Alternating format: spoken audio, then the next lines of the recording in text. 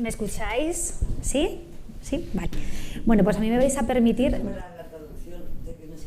Aquí. Tengo micro para que no se acople. Bueno, pues si os parece vamos a continuar. Lo primero de todo, dar las gracias por la invitación y para mí es un placer el poder estar aquí con todos vosotros y vosotras, especialmente agradecerle a Ximena que ha hecho ahí todo lo posible para que pudiera estar hoy aquí y la verdad que estoy encantadísima. Bueno, me voy a presentar, me llamo Natalia Rubio, yo soy psicóloga, sexóloga, pedagoga y maestra en educación especial. Contaros que durante 20 años estuve como directora de una red de centros y servicios que trabajan con personas con discapacidad intelectual o del desarrollo en Burgos y provincia, la Fundación Aspanias de Burgos, donde atendíamos muchos casos de infancias, adolescencias, juventudes con enfermedades raras y también tuvimos casos de síndrome de Jacobs. Contaros más para acá, bueno, en la presentación.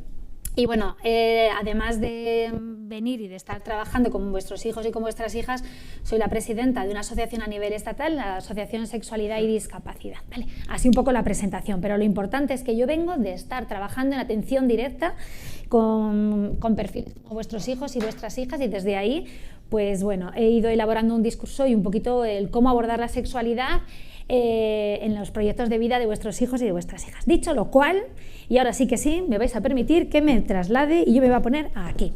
Y como la charla va a ser de sexualidad, lo primero que os tengo que preguntar a todos vosotros y vosotras es si habéis venido preparados y preparadas a la charla. ¿Habéis venido preparados y preparadas a la charla? ¿Habéis visto todas las indicaciones? Ximena, ¿les has mandado todas las indicaciones? Hay gente que está mirando como diciendo, ¿qué dice esta mujer a estas horas de la mañana? Que nadie echa a correr antes de tiempo, ¿eh? Que nadie echa a correr.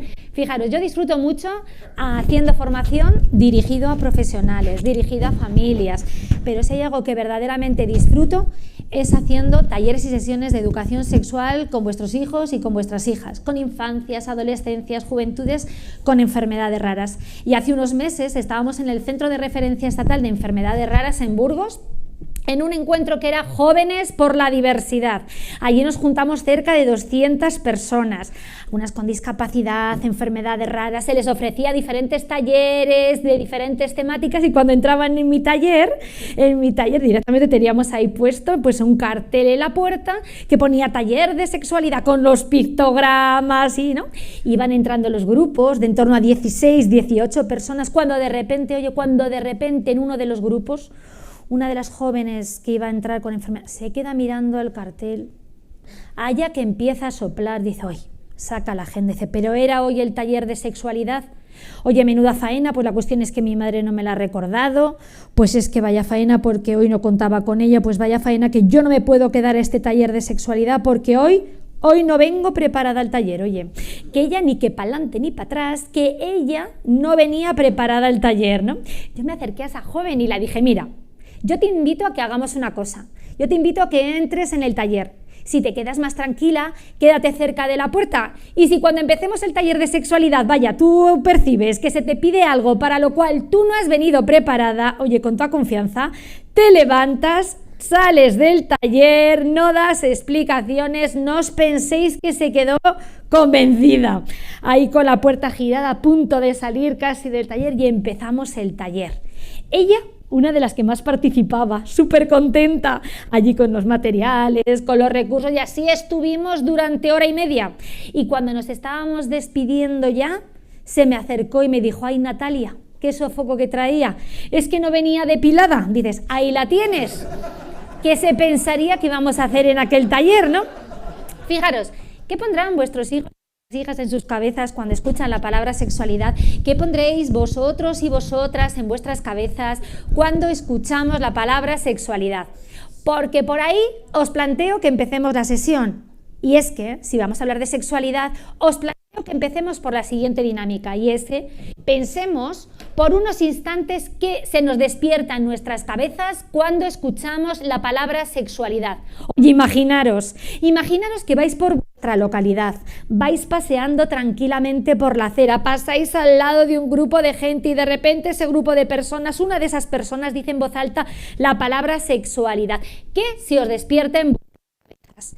¿Qué imágenes, qué situaciones, qué recuerdos, qué palabras relacionadas con sexualidad. O imaginaros que estáis en vuestra casa, que estáis haciendo zapping en estos programas de actualidad, de repente en uno de esos programas y una de las personas que están en esos programas de repente dice en voz alta la palabra sexualidad. ¿Qué se os despierta en vuestras cabezas? ¿Qué imágenes? ¿Qué situaciones? ¿Qué recuerdos? ¿Qué palabras relacionadas con sexualidad? ¿Sí? ¿Lo tenéis? ¿O os imagináis que ahora de repente diría, pues venga, vamos a decir todo lo que habéis pensado en voz alta? ¿Os imagináis? Tranquilos y tranquilas que no lo vamos a hacer. No lo vamos a hacer. Pero no sé si estáis de acuerdo conmigo. Que si por unos instantes tuviéramos que decir todo eso que nos ha venido a nuestras cabezas, posiblemente muchas de las personas que estamos hoy aquí haríamos como una especie de ejercicio, una especie de filtro del tipo Madre de Dios. Que tengo que decir esto que pensaba aquí en voz alta, delante de toda esta gente hoy sábado a estas horas de la mañana. Espera, esta palabra no la voy a decir. Pues como diga esta palabra en voz alta, lo mismo alguien piensa que he venido contenta a la charla. No. Esta no la voy a decir, esta palabra, no sé yo si tiene que ver con sexualidad. Voy a decir esta, que lo mismo me compromete menos y posiblemente nos daríamos permiso a decir ciertas palabras en voz alta y otras nos costaría un poco más. ¿Estáis de acuerdo conmigo? Curioso, ¿no? Curioso. Fijaros, porque el tema de la sexualidad es un tema coloquial que forma parte de las conversaciones habituales, pero primera gran idea. ¿Creéis que todas las personas que estamos en esta charla tenemos la misma idea de sexualidad? ¿O puede ser que cada cual tenga una idea diferente de lo que es la sexualidad? Como bien estáis planteando, efectivamente, cada una de las personas que estamos hoy aquí tiene una idea completamente diferente de lo que es la sexualidad. A día de hoy nos hemos construido una idea y fijaros, en función de lo pequeña o lo grande que tengamos esta idea de sexualidad. Así veremos si este tema tiene que ver o no con los proyectos de vida de nuestros hijos y de nuestras hijas con síndrome de Jacobsen. Si nos hemos creado una idea pequeña y estrecha de la sexualidad, pues a lo mejor lo que yo pienso que es lo más de la sexualidad pudiera ser que fuera o estuviera muy alejado de lo que yo creo que mi hijo o mi hija puede llegar a manifestar y pudiera ser que alguna familia pensase, quita, que este tema en lugar de mejorarles la vida lo mismo se la complica. Pero sin embargo, si nos hemos creado una idea grande y amplia de la sexualidad, por supuesto que vamos a ser conscientes de que este tema tiene que ver con todas las personas, tengan o no tengan una enfermedad rara y con independencia de la necesidad de apoyos que tengan las personas. También me atrevo a deciros que en función de lo pequeña o lo grande que tengáis esta idea de sexualidad, así viviréis vuestra propia sexualidad, oye, que lo sepáis, con más o con menos angustias, ¿eh? ¿De qué va a depender la idea de hoy que tenéis a día de hoy de sexualidad? Esta idea que cada cual tiene de sexualidad va a depender de si habéis recibido educación sexual en el colegio o en la escuela o lo mismo, estos temas poco o nada nos hablaron. Esta idea que cada cual tiene de sexualidad va a depender también de si pudimos hablar de estos temas con nuestros padres y con nuestras madres. O lo mismo vuestros padres y vuestras madres eran como los míos, que cogían el mando de la tele y cambiaban de canal, que poco decían con las palabras, pero simplemente con el hecho de quitar y cambiar ante determinadas imágenes ya nos estaban diciendo muchas cosas. Quienes tenéis unos pocos años como yo, la velocidad de cambiar las imágenes iba en función del número. ¿Os acordáis de los rombos, ¿no? Esta idea de sexualidad también va a depender de si tenemos oportunidad de hablar de estos temas con nuestras amistades o lo mismo poco o nada salen habitualmente las conversaciones. Y lo que estoy convencida es que aquellas personas que me estáis escuchando, que tendréis una idea más científica y verídica de lo que es la sexualidad, podéis ser aquellas personas que os habéis formado en revistas científicas de actualidad, como puede ser el Cosmopolitan o el Nuevo Vale o la Super Pop también. Esto es broma, ¿vale? Fijaros, cuando tengo oportunidad de decir a las personas que digan palabras relacionadas con sexualidad, vaya, que la gente dice todo esto. Empiezan que sí ternura, que sí erección, que sí embarazo, que sí miedos, que sí pareja, que sí abrazos, que sí sentimiento, que sí masturbación, que sí intimidad, que sí piel, que sí confianza. Fijaros, ¿no? Una palabra, todas las ideas que mueve. Pero lo que nos va a interesar son las palabras que a cada cual se os han despertado en vuestras cabezas, que en definitiva es la idea de sexualidad que os creéis. Pensar en vuestras palabras, pensar en vuestras imágenes, primera gran idea. No es lo mismo cuando hayamos pensado en sexualidad, nos hayan venido palabras o imágenes que tienen que ver con ciertas partes del cuerpo como son los genitales, vaya, pensar si cuando habéis pensado en sexualidad os ha venido que si el prepucio, que si el clítoris, que si la vagina, que si los labios, que si el escroto, vamos, toda la zona perigenital, ¿se ha entendido? O si por el contrario, cuando habéis pensado en sexualidad, vaya, nos han venido cosas más grandes. A ver si cuando hemos pensado en sexualidad nos han venido, pero nos han venido las manos, nos ha venido la espalda, nos han venido las nalgas, nos han venido los glúteos, nos ha venido el cuello, nos ha venido la boca, nos ha venido la piel, porque estamos hablando de cosas bien diferentes. Fijaros, suele haber una idea bastante extendida a nivel social, que dicho sea de paso y es una falsa idea, y es que hay mucha gente que piensa que hacer educación sexual con vuestros hijos y vuestras hijas, oye, que nuestro objetivo principal va a consistir en enseñarles a manejar los genitales. Y insisto, esta es una falsa idea. De lo que estamos hablando son de cosas mucho más grandes, de lo que estamos hablando son de cosas mucho más importantes. A la hora de hacer educación sexual con vuestros hijos y con vuestras hijas, nuestro objetivo principal es acompañarles y el contribuir a que aprendan a conducir, pero que aprendan a conducir cuerpos.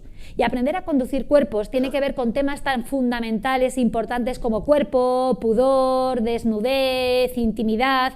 Merece la pena que reflexionemos sobre cómo están estas cuestiones, sobre todo cuando es necesaria la prestación de apoyos a esos cuerpos desnudos y semidesnudos de vuestros hijos y vuestras hijas. Porque si yo os planteo, por ejemplo, al cuerpo desnudo o semidesnudo de vuestros hijos, de vuestras hijas, habitualmente ¿cuántas personas acceden a la hora de prestar apoyos en los programas de aseo, autocuidado, hidratación, duchas, cuidados, el cambio de pañal, revisión del control de esfínteres? Habitualmente ¿cuántas personas habitualmente acceden? ¿Acceden igual de personas que al resto de cuerpos desnudos? ¿Acceden menos? ¿Acceden más? ¿Qué me diríais? Más, estáis diciendo, ¿estáis de acuerdo? Más personas que dentro del ámbito educativo, más profesionales que prestan apoyo o en las entidades a las que acuden vuestros hijos, pero también más personas dentro del ámbito familiar. A veces no solamente es quien accede a esos cuerpos desnudos o semidesnudos, no siempre es el padre, la madre, a veces los primos, los sobrinos, algún vecino, no quiere decir que siempre pase, pero en algunos casos es así. Fijaros, os tengo que contar una situación que yo me encontré cuando empecé a trabajar hace más de 20 años en la Fundación Aspanias de Burgos, donde había personas con discapacidad y enfermedades raras.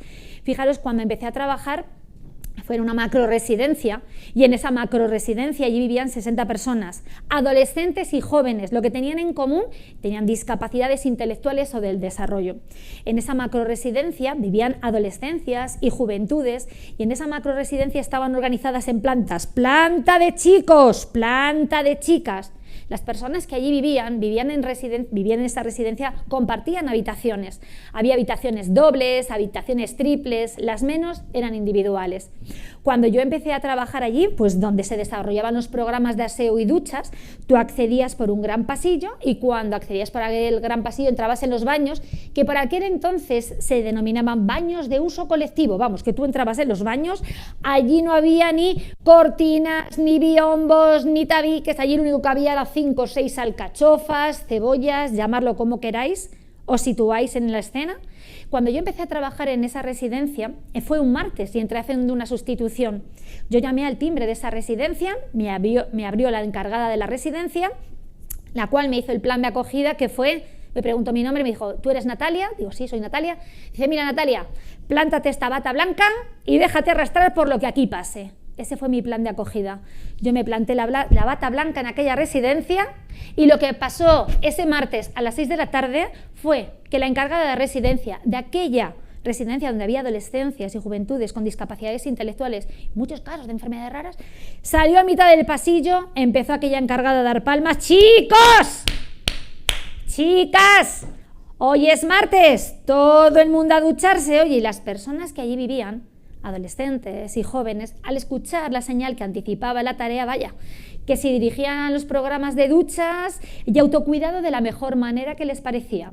Recuerdo un joven de 21 años con una enfermedad rara, con uno de los síndromes, con discapacidad intelectual, que salió en mitad del pasillo completamente desnudo y a la que se estaba rascando los genitales. ¡Oye!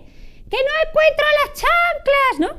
A tal tiempo le adelantó otro por la izquierda, que iba como un torero, oye, iba con una toalla de estas de lavabo, tapándose media teta, pero con el culo al aire, por allí desfilando, Claro, en esa situación era mi primer día y creerme que no daba crédito a lo que estaba viendo. En ese momento intenté poner un poco de orden. ¡Por favor! Que no salga nadie sin los mínimos enseres. Bueno, como os podéis imaginar, allí la única rara era yo, porque daba la sensación de que estaban acostumbrados y acostumbradas a verse entre ellos y ellas desnudas. Creedme, me llamó la atención.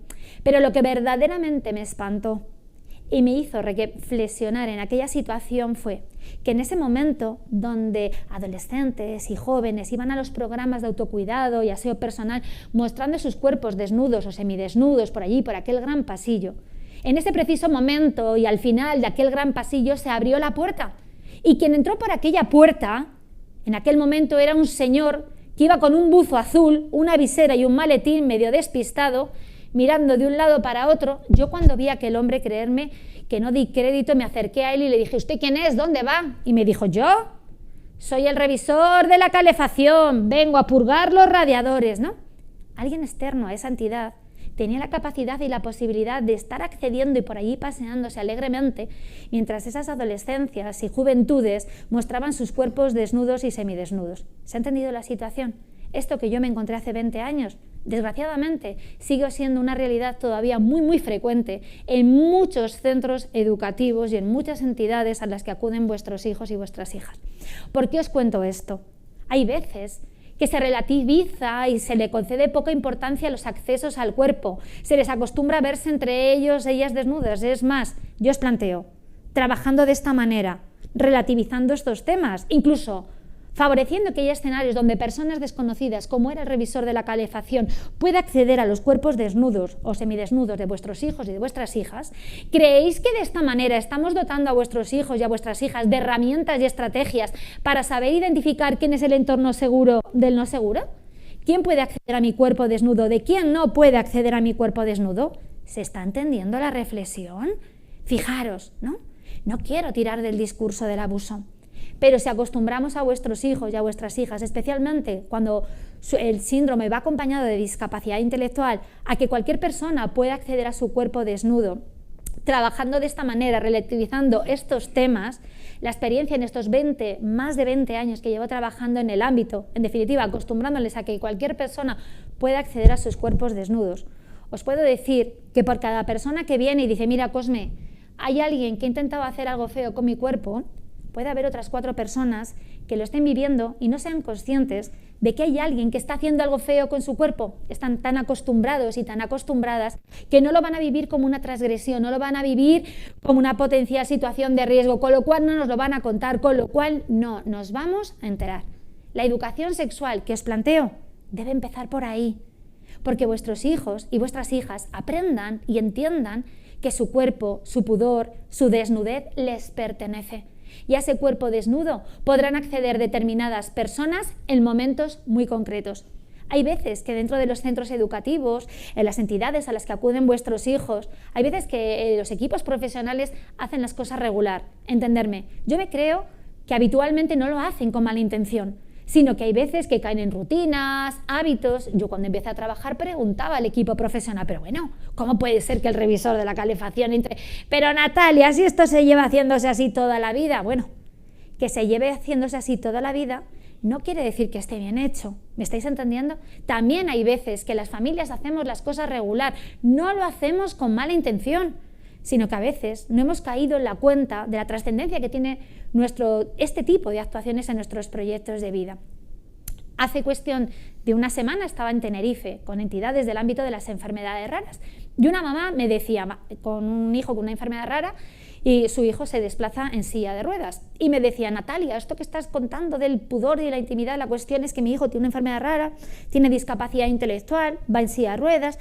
La verdad es que yo a veces que le desnudo delante de gente, pero yo lo hago porque creo que a él le da igual. Yo creo que a él no le importa porque nunca le he visto poner ninguna mala cara, ningún mal gesto. Y mira lo que me contaba esta madre. Me decía, bueno, no te cuento más, el pasado fin de semana nos invitaron a un cumpleaños a casa de mi cuñada, allí nos íbamos a juntar 20 y tantas personas, ahora que ya no llevamos las mascarillas, decía la madre relataba el evento y me decía, allí fuimos con el armatroste de la silla, lo definía así la madre, dice, allí nos juntamos 20 y tantas personas en casa de mi cuñada, estábamos picoteando, dice, yo no sé qué comió mi hijo, algo le sentó mal, de repente perdió el control de esfínteres, dice vaya lío, porque intentábamos meter la silla de ruedas al cuarto de baño de mi cuñada, como la casa no es accesible, no está adaptada, no entra la silla en el cuarto de baño, no podíamos entrar por no molestar a mi cuñada que estaba de anfitriona, buena mujer, Natalia, que tampoco fue para tanto, que le cambié allí en mitad del salón, delante de las 20 y tantas personas que estaba.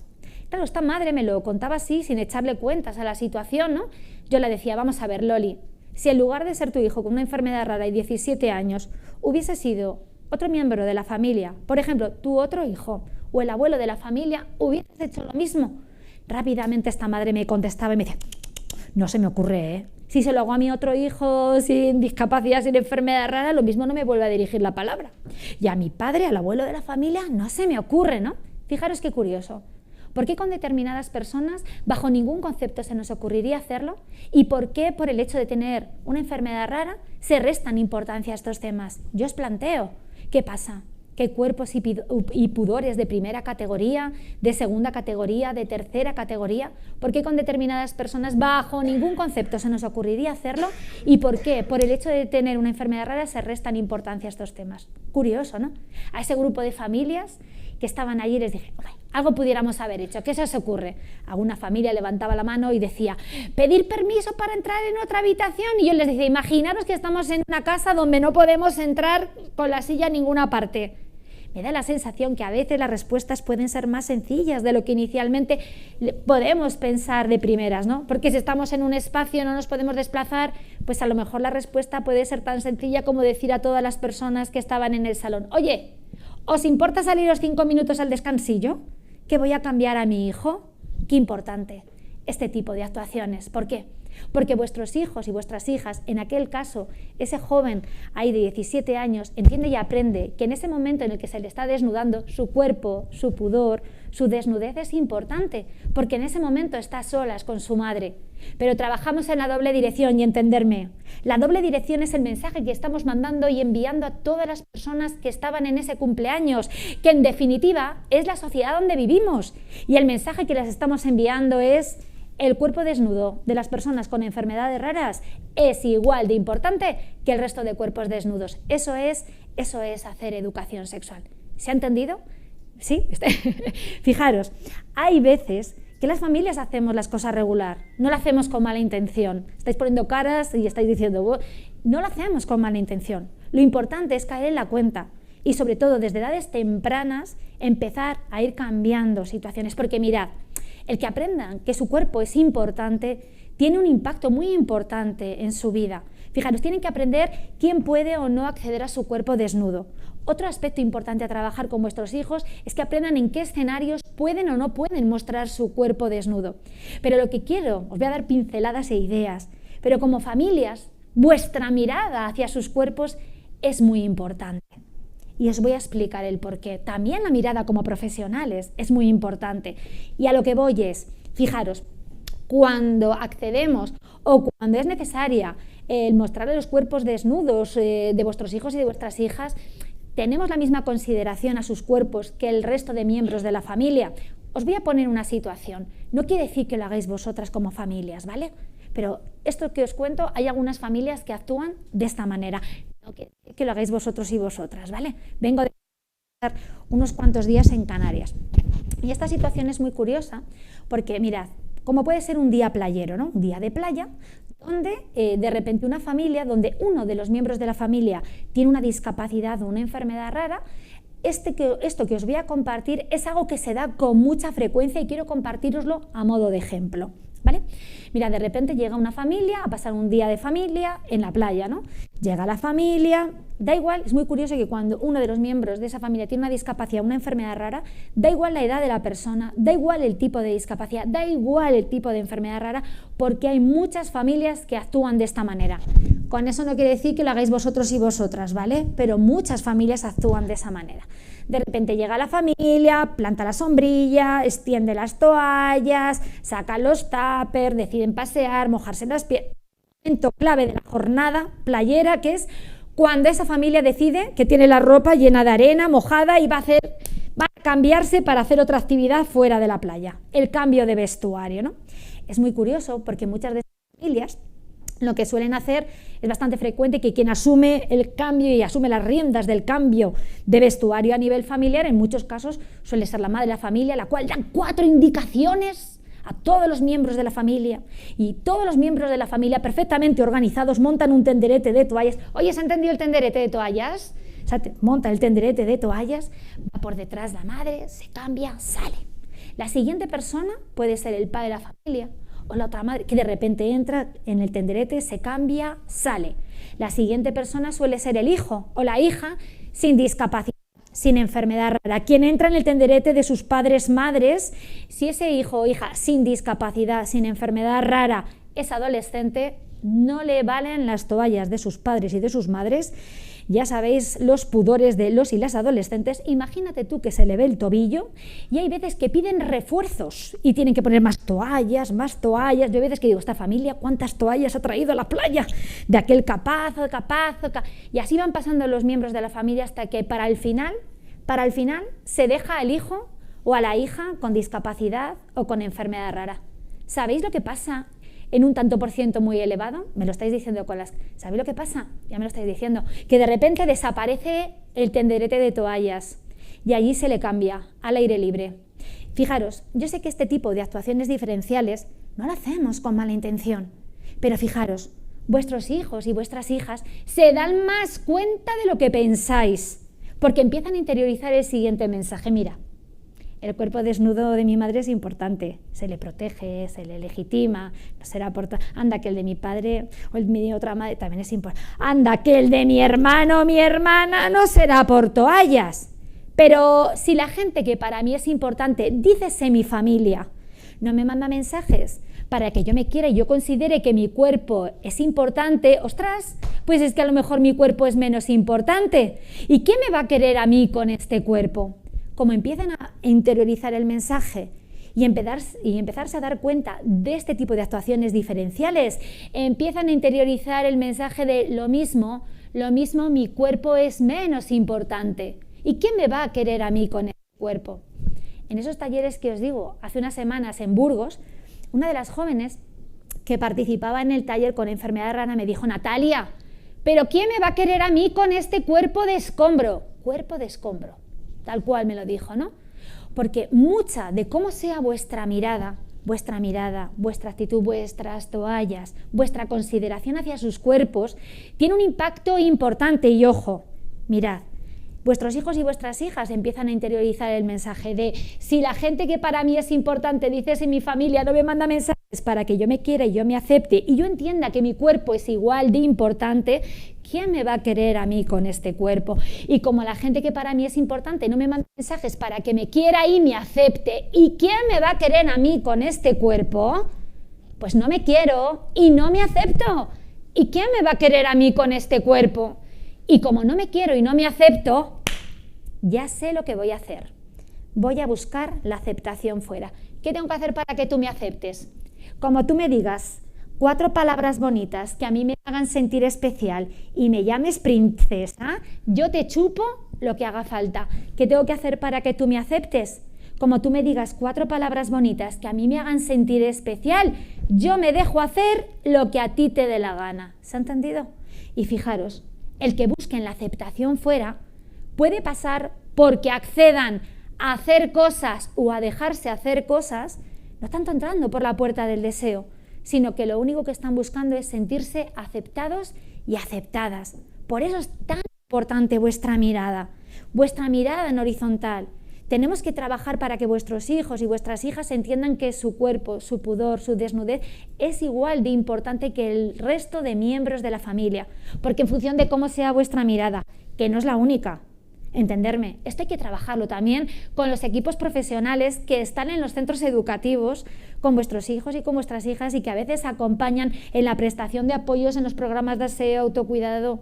Ahí les metemos también muchísima caña de cerrar la puerta, ojo con los comentarios, porque en función de cómo sea nuestra mirada, podemos contribuir a que construyan una autoestima, porque en definitiva nuestra mirada, nuestras actitudes, nuestras toallas pueden contribuir a esas autopercepciones, a su autoconcepto, a que se creen una idea en positivo de cómo son sus cuerpos y en definitiva a construir una autoestima saludable. para que se quieran y se acepten tal y como son, para que no tengan que buscar la aceptación fuera, porque a veces buscar la aceptación fuera, si tú desde esa mirada no te sientes en igualdad y el que busques la aceptación fuera, puede ser que establezcas las relaciones no de una manera igualitaria, sino porque únicamente estás buscando esa aceptación, dejándote hacer cosas o accediendo a hacer cosas que realmente no te apetecen. Estoy consiguiendo explicarme, voy dando pinceladas, ¿se entiende? Por eso es tan importante. Pero hacer educación sexual desde los cuerpos también tiene que ver con temas tan importantes, y permitirme que voy a dar brochazos, que esto tengo muy poquito tiempo. También es muy importante trabajar con vuestros hijos y con vuestras hijas a que aprendan que esos cuerpos tienen límites. Quiere decir que tengo la capacidad de poner límites, y si alguien se me quiere acercar, tengo la capacidad de decir no me gusta o no. También tiene que ir de la mano a que vuestros hijos y vuestras hijas aprendan que no pueden ir transgrediendo límites corporales. Mirad, los límites corporales se acceden desde edades tempranas. Si tenemos otros hijos, hijas, sobrinos o nietos sin enfermedad rara, sin discapacidades intelectuales asociadas, por años dentro de lo que es el proceso de desarrollo evolutivo, dentro de lo que es la lógica de ese autoconocimiento, la curiosidad. Con 1 o 2 años las infancias, oye, les da por levantar la falda, a ver qué hay debajo, te tocan el culo para ver la textura, o de repente te bajan el escote y a veces te cuentan las tetas, 1, 2, y a la vuelta de 2 minutos te las vuelven a contar, oye, por si ha crecido otra teta entre medio, ¿no? Con 1 o 2 años tienen su lógica. Quiere decir que tienen sus curiosidades, buscan. Pero fijaros, esas infancias sin discapacidad, sin enfermedades raras, cuando empiezan a crecer y ya tienen 3 y 4 años, puede ser que algunas de esas infancias con 3 y 4 años quisieran seguir funcionando de la misma manera, pero empezamos a marcar límites a nuestros hijos, hijas, sobrinos o nietos, y con 3 y 4 años empezamos a decirles que no me gusta que me levantes la falda, oye, que se me han visto las bragas en mitad de la parada del autobús, que no me gusta que me bajes el escote, que se me ha salido una teta en la frutería. Puede ser que en ocasiones el hecho de que tengamos hijos e hijas con enfermedades raras, como es el caso, y que además vaya acompañada de una discapacidad intelectual, a veces a las familias nos cueste marcar límites, de tal manera que conductas que hacían gracia cuando tenían 1 o 2 años, a veces las siguen manifestando y cuando tienen 5, y cuando tienen 15 o cuando tienen 25 años. Gran Canaria, una madre, hicimos unos talleres con adolescentes y con jóvenes, discapacidades intelectuales, con presencia de enfermedades raras.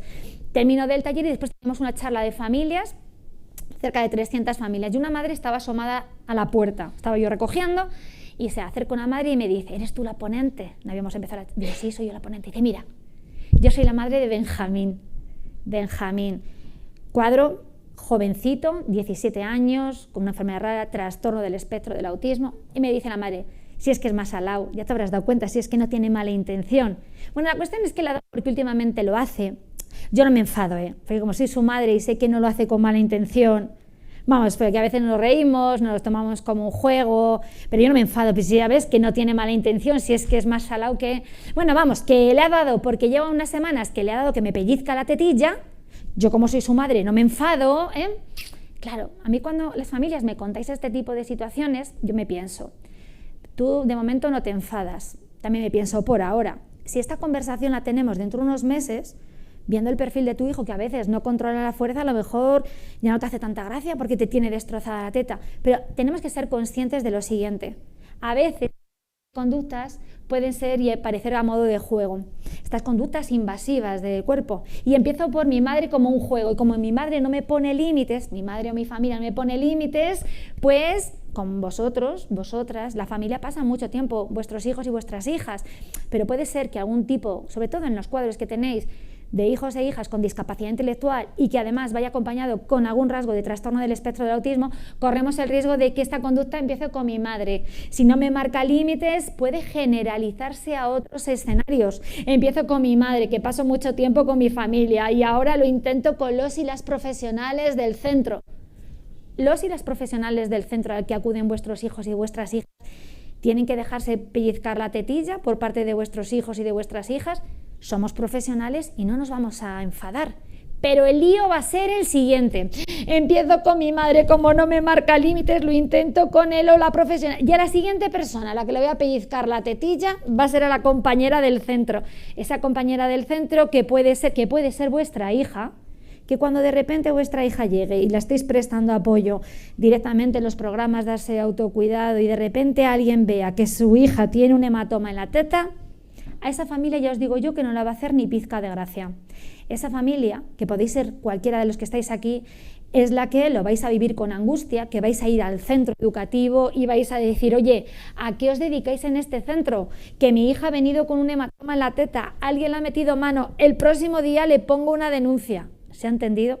Es muy importante que aprendan a saber marcar límites y también que no transgredan límites corporales de otras personas. Eso es hacer educación sexual. Pero sigo, ya que habéis madrugado y estáis aquí de sábado escuchando cosas de sexualidad, os tengo que plantear. Fijaros, en el disfrute de la sexualidad, a nivel social, hay algunas personas, insisto, hay gente para todo, hay algunas personas que en el disfrute de su sexualidad son súper fans de sus genitales. Los genitales son lo más. Los genitales son lo más en el disfrute de la sexualidad. Insisto, hay gente para todo, pero yo os planteo, ¿qué les pasaría a estas personas que son fan de los genitales, que echan todas las fichas del disfrute de su sexualidad en los genitales? ¿Qué les pasaría a estas personas si el día de mañana sus genitales no funcionan como ellas piensan que tiene que funcionar? ¿Qué les pasaría a esta gente? ¿Qué les pasaría?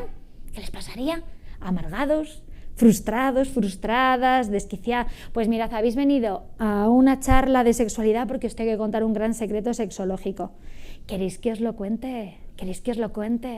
Pues os tengo que contar que a todas las personas que estamos aquí, a los de fuera también, aunque de momento no se van a enterar, a todas las personas, ¿cómo lo oís? Nuestros genitales nos van a jugar a todos y todas malas pasadas, que lo sepáis. Si hay alguien al fondo del Frente Juventudes que está pensando, no me va a pasar, nos va a pasar a todos y todas. Y esto no va a ser negociable, ¿vale? ¿Por qué nuestros genitales no van a funcionar como nos gustaría? Alguien puede pensar, el factor edad. Bueno, puede ser un motivo. Lógicamente nuestro cuerpo y dentro de nuestro cuerpo nuestros genitales no van a funcionar igual cuando tengamos 15 años, que cuando tengamos 27, que cuando tengamos 46 o tengamos 93. Hay ciertos grupos musculares, pero no va a ser el único factor. Hay veces que a lo largo de nuestra vida, oye, que estamos viviendo momentos de estrés, angustia, ansiedad, que como venga la 19ª ola del COVID, que como me cambien de turno, que si discuto con mi pareja, que si estamos con estrés, angustia, ansiedad, nuestro cuerpo nos manda señales y los genitales los primeros que cantan, que lo sepáis. En aquellos cuerpos con penes y testículos pudiera ser que de repente llegue un día y que digas, ¿qué fue de la erección? Andará la eyaculación. En aquellos cuerpos con vulvas o vulvas y vaginas, puede ser que el estrés, la angustia, la ansiedad, llegues un día y digas, ¿qué fue de la lubricación? ¿Dónde estará el deseo? ¿Vale? Con lo cual, el estrés, la angustia y la ansiedad, yo ahí lo dejo, pero seguimos. Hay más motivos. A veces podemos estar viviendo una situación porque estamos pasando un bache emocional, porque de repente desde la pérdida de aquel pariente que acudimos a salud mental y de repente nos prescriben la psicofarmacología. La psicofarmacología también en un tanto por ciento muy elevado va a afectar al funcionamiento de los genitales, a veces por exceso y a veces por defecto. Esa psicofarmacología que a veces acompaña los tratamientos de vuestros hijos y de vuestras hijas. Acordaros, puede tener una incidencia directa en el funcionamiento de los genitales, pero no solamente la psicofarmacología. También hay farmacología que tiene que ver con enfermedades comunes, como que si vamos a cualquier enfermedad, que si la diabetes, que si la tensión, que si el colesterol, pues también puede afectar al funcionamiento de los genitales. No siempre nos cuentan todos los efectos secundarios. Hace poco en una charla, también con familias como las que estáis aquí, me preguntaba un padre, oye Natalia, ¿y las cuestiones oncológicas también? Y no solamente aquellas cuestiones oncológicas que afectan directamente a cercanas a los genitales, como puede ser próstata, cáncer de cuello de útero, sino que tratamientos como la quimioterapia, radioterapia, también puede afectar al funcionamiento de nuestros genitales, y así os pudiera poner infinidad de situaciones por las cuales nuestros genitales no van a funcionar como nos gustaría. Yo ahí lo dejo para quien quiera cogerlo, ¿vale? Pero seguimos. Pensar en vuestras palabras, pensar en vuestras imágenes. Fijaros, segunda idea. No es lo mismo cuando hayamos pensado en sexualidad, nos hayan venido palabras o imágenes que tienen que ver con ciertas conductas, como pueden ser los coitos en definitiva son las penetraciones, o pensar Pensar si cuando habéis pensado en sexualidad os han venido cosas más grandes. A ver si cuando habéis pensado en sexualidad os han venido los besos, os han venido las caricias, os han venido el pasear de la mano, el dormir abrazados, el compartir secretos, os han venido las miradas, el poner la mano sobre la mano de alguien, el achucharse, el cosquillearse y este largo abanico de posibilidades. Oye, os he puesto una diapositiva, pero os pudiera haber puesto 17 diapositivas. Segunda idea. No es lo mismo, fijaros, suele haber una idea bastante extendida a nivel social, que dicho sea de paso y es una falsa idea, y es que hay mucha gente que piensa que hacer educación sexual con vuestros hijos o vuestras hijas, oye, que nuestro objetivo principal es consistir en animar a vuestros hijos y a vuestras hijas a que tengan relaciones sexuales y más de tipo coital, y insisto, esta es una falsa idea. De lo que estamos hablando son de cosas mucho más grandes, de lo que estamos hablando son de cosas mucho más importantes. Nuestro objetivo a la hora de hacer educación sexual con vuestros hijos y vuestras hijas es que aprendan a tener relaciones interpersonales, que en definitiva es que aprendan a relacionarse, que aprendan a reconocer y expresar lo que son cuestiones tan básicas e importantes como las emociones, que aprendan cómo realizar ese ajuste de muestras de afecto y sentimiento en función del tipo de relación, que en definitiva es acompañarles en la autonomía, en la gestión de los afectos. Pero no solamente eso es una parte importante. También hay otra parte importante, y fijaros, que eso también es importante que lo tengamos en cuenta como familias. Si os acordáis, dentro de todo el listado de conductas que hablábamos de los besos, las caricias, el pasear de la mano, el dormir abrazados, hay algunas de esas conductas que aparecían en ese listado que son socialmente admitidas en escenarios públicos, como por ejemplo puede ser abrazar a alguien. ¿Estáis de acuerdo conmigo? Pero dentro de ese listado también aparece una conducta como pudiera ser la de acariciarse los genitales. Esa conducta de acariciarse los genitales, ¿cómo lo veis en escenarios públicos?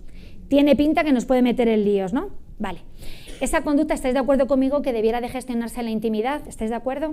Esto nos lleva a otro tema también muy importante a trabajar con vuestros hijos y vuestras hijas, y es el jardín de la intimidad. Y ya os planteo, vuestros hijos y vuestras hijas disponen de un jardín de la intimidad, entenderme. El jardín de la intimidad es un tiempo y un espacio que necesitamos todas las personas. Posiblemente alguna de las personas que estáis aquí, hay veces que habéis llegado a vuestra casa y decís, tengo la cabeza que no quiero que me hable nadie, ¿no? Ese jardín de la intimidad lo necesitamos para infinidad de cosas, para desconectar, para mirar al horizonte, para que nadie nos hable, para nuestros hobbies, para nuestras manías, a veces para cada cual con sus manías. Voy a aprovechar a organizar los bolis de la suerte, cada cual con sus cosas, o voy a aprovechar los billetes mirando para el frente, cada cual con sus cosas, ¿no? O ese jardín de la intimidad también lo utilizamos para si queremos disfrutar de nuestro cuerpo en esa intimidad. Y fijaros, yo os planteo, ¿vuestros hijos y vuestras hijas disponen de ese jardín de la intimidad? Tengo mis dudas. Mirad, es que el jardín de la intimidad se lo comen otras urgencias, como puede ser la por seguridad, siempre rodeados, siempre rodeadas, por seguridad. Un padre, en unas jornadas donde una familia también estaba en Pekín, a una de esas familias, me llegó a decir me comentó en esa jornada, decía, mira Natalia, mi hijo tiene una enfermedad rara y tiene crisis epilépticas desde que era pequeñito. Entonces, cuando tenía 5 años, iba por el pasillo de mi casa, con la mala suerte que tuvo una crisis epiléptica, de repente se cayó en mitad del pasillo, con la mala suerte que al caerse se hizo una brecha en la ceja, y desde aquel día, ahora tiene 21, desde aquel día, desde los 5 años, por seguridad, quitamos todos los marcos y puertas de casa, ¿no? Por seguridad, no sé si suena, por seguridad. Vale. Por seguridad, en definitiva, se cargaron la intimidad no solamente de ese hijo, sino de todos los miembros de aquella familia, ¿no? Mirad, esto es muy importante, insisto, el jardín de la intimidad es algo que nos tenemos que poner como tarea a las familias, porque si hemos dicho que hay ciertas conductas, como pudiera ser la de acariciarse los genitales, que deben de gestionarse ahí, en ese jardín de la intimidad, y ese jardín de la intimidad no existe, ¿sabéis dónde pueden aparecer estas conductas por parte de vuestros hijos y vuestras hijas? Ya lo estáis diciendo con las cabezas, ya lo sabéis. Será en la ruta, será en el jardín, será en el comedor, será. Con lo cual, una de las tareas importantes a incorporar dentro de nuestro día a día como familias es generar ese jardín de la intimidad. Ojo, yo no he dicho que únicamente necesiten ese jardín de la intimidad aquellos hijos e hijas que se acaricien los genitales. Yo no he dicho eso. Yo lo que he dicho es que ese jardín de la intimidad lo necesitan todos vuestros hijos y vuestras hijas. ¿Para qué? Para desconectar, para mirar al horizonte, para no hacer nada, para sus hobbies, para sus manías, para si el día de mañana aparecen este tipo de conductas, podamos reconducirlas y llevarlas ahí, a ese jardín de la intimidad. Estaba en una charla hace cuestión de 15 días y de repente levanta la mano una madre. Me dice, mira Natalia, ahora que estás hablando de la conducta de acariciarse los genitales, pues es que mi hijo está muy obsesionado, me decía la madre, una madre. Dice, está muy obsesionado. Llega del colegio y según llega del colegio le da por acariciarse, se pone a ver la televisión y puede estar ahí toda la tarde, está muy obsesionado, muy obsesionado. Y claro, dice, mira, yo Natalia cuando llega del colegio y como lo hace ahí en el salón, me contaba esta madre, yo lo que suelo hacer es que voy al salón y le digo a mi hijo, esto aquí no. Esto hazlo en tu cuarto. A partir de ahora Natalia le mandaré a su jardín, ¿verdad? Digo, no, mujer, que es una forma metafórica de hablar, lo del jardín, ¿no? Dice, sí, claro, yo le mando a su cuarto, a su jardín. Ahora, eso sí, estamos obsesionados. Yo entro cada 3 minutos a ver si ha terminado. ¡Has terminado! ¡Has terminado! Vamos a ver. El jardín de la intimidad únicamente existe, no solamente con el espacio, sino que en nuestras cabezas tiene que estar el respetar un tiempo, porque si continuamente estamos invadiendo, es como que no existe ese jardín de la intimidad. ¿Se ha entendido esta clave importante? Más ideas. Ahora yo os planteo y os pregunto, ¿a todo el mundo le tienen que gustar los coitos? Os pregunto. Alguien puede pensar, esta mujer ha perdido el juicio a estas horas de la mañana. No lo sé. Decís, ¿a todo el mundo le tienen que gustar los coitos? No, no, no, no. Efectivamente, hay mucha gente que no disfruta teniendo coitos, como bien decís, y efectivamente esa gente que no disfruta teniendo coitos suelen ser las que más lo cuentan, que van por la calle diciendo, estoy hasta los coitos, no lo sé. No sé a cuánta gente habréis oído decir que no disfruta teniendo coitos. Y eso, que hay mucha gente, ¿no? Os comento y comparto, voy a ir cerrando cositas, ¿vale?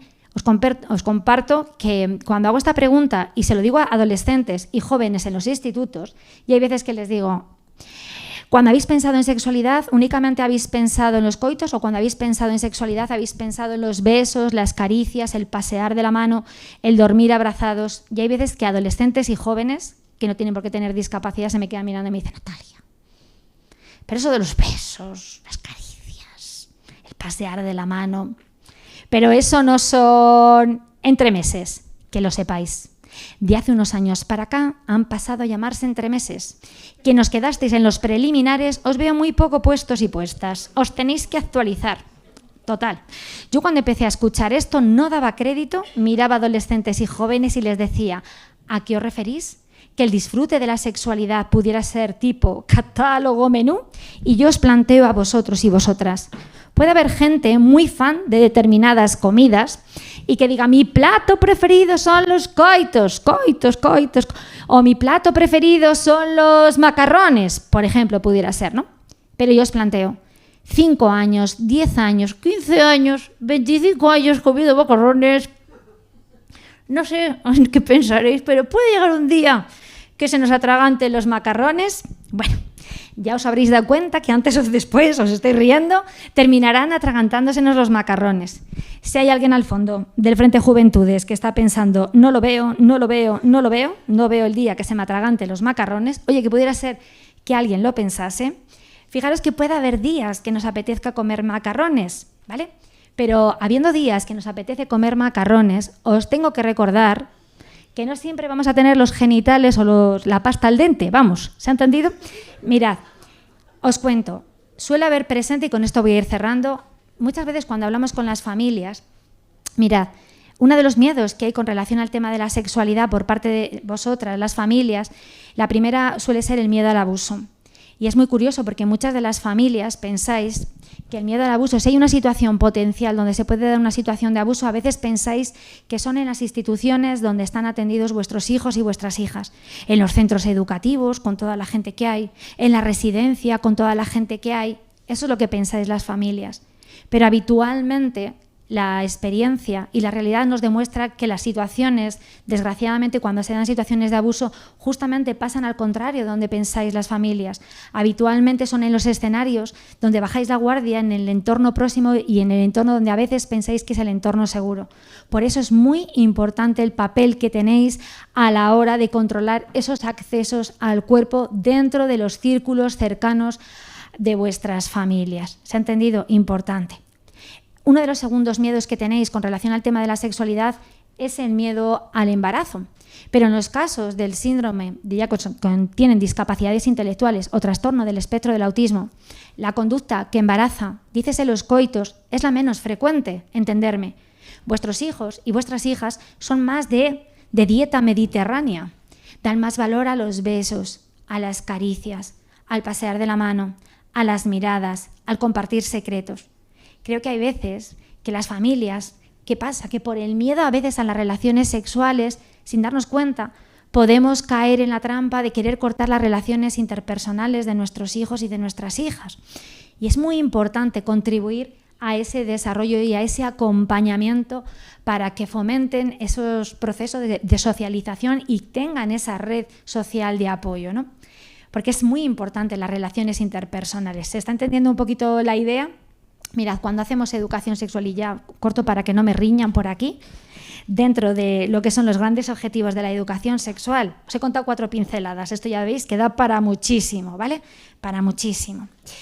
Los grandes objetivos de la educación sexual es que vuestros hijos y vuestras hijas aprendan a conocerse, cómo son y cómo funcionan sus cuerpos, cómo son y funcionan los cuerpos de otras personas, y siempre desde una mirada amplia que visibilice la diversidad.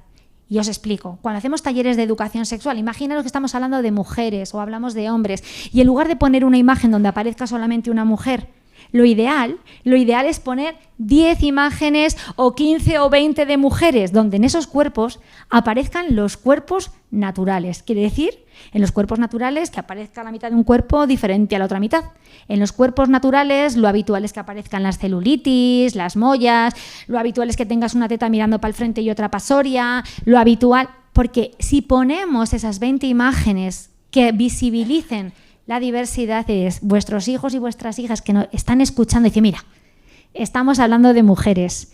Yo a la primera y a la segunda no me parezco, pero a la tercera lo bordo, oye, tiene una teta más grande que la otra, como yo.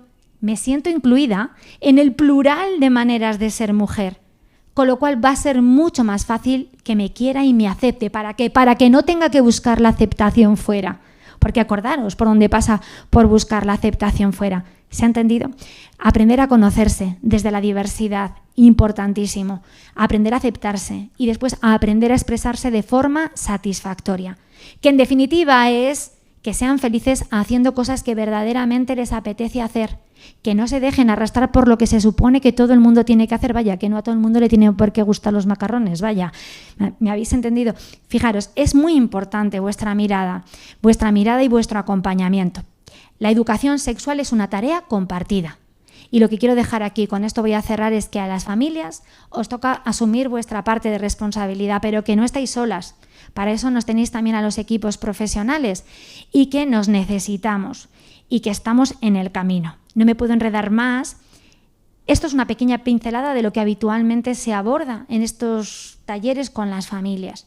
Si os ha gustado la charla, lo poquito que me ha dado tiempo a contaros, mirad, hemos elaborado algunos materiales donde hay un resumen de una guía de familias que hemos elaborado con el Centro de Referencia Estatal, que es sobre sexualidad y enfermedades raras, donde os ofrezco la posibilidad de que tengáis y podamos repartir unos ejemplares ahí donde hablamos de ideas importantes, de cómo contribuir desde el ámbito de la familia. Y también hemos elaborado recientemente con el Ministerio unos programas. ¿Puedo enseñar una imagen para que lo vean? Solamente una imagen, ¿vale? Sí. No me dejéis de querer. Un segundito. Quiero enseñaros este programa y os lo voy a enseñar principalmente no para poneros los dientes largos, sino para que lo conozcáis. Esta es la guía. Mirad. Esta es una guía que la vais a poder tener y es un poco resumen de grandes ideas de cómo contribuir desde la familia, que es cosas que os he contado. Aquí no están las bromas que os he hecho, ¿vale? Pero ahí están las ideas grandes.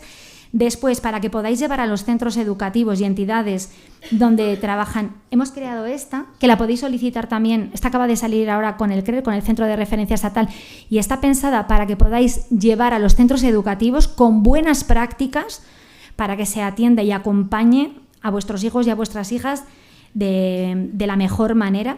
Y después hay un programa educativo que se llama, que os lo voy a enseñar aquí, que se llama el Neducases. Mirad, este es el programa que acabo de presentar en Canarias con el Ministerio de Educación, y lo que pretende es que esas infancias, adolescencias, juventudes con necesidades educativas especiales y sin ellas aprendan a crecer en la diversidad, que aprendan desde edades tempranas, ¿no?, a reconocer y dar valor a la diversidad. Ahí, en esos materiales, pues hemos querido representar todos los tipos de discapacidades. Hay muchos ejemplos de enfermedades raras y la idea es que desde edades tempranas se familiaricen, ¿no?, para que tengan una mirada igualitaria y aprendamos a convivir y vivir con la discapacidad, las diversidades. ¿Qué se trabaja en estos materiales? Somos diversidad, cuerpos, desnudeces, los límites corporales, la importancia de los tiempos y espacios para lo que acabo de contaros con pinceladas, pero con materiales educativos para trabajar con vuestros hijos y vuestras hijas desde principios de accesibilidad universal. Están pensados para discapacidad intelectual, con materiales accesibles, adaptados, con recursos, incluso para personas con discapacidades visuales. Y bueno, y esto os lo cuento porque desde septiembre va a ser un recurso que vais a poder solicitar desde los centros educativos para que se trabajen con vuestros hijos y vuestras hijas, con idea de que desde la familia asumamos nuestro papel, que el profesorado se forme y además recursos para trabajar con vuestros hijos y con vuestras hijas. Y ahora sí me callo, que todavía me echan, ¿eh? ¡Qué un placer!